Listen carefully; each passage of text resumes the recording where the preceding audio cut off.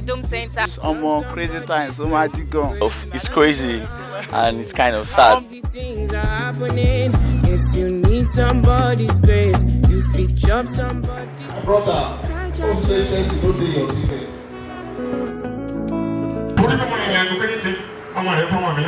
I don't mind that this was so. Right now, I don't say don't be laugh because I want to God.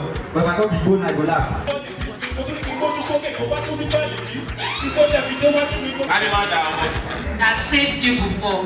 Woman.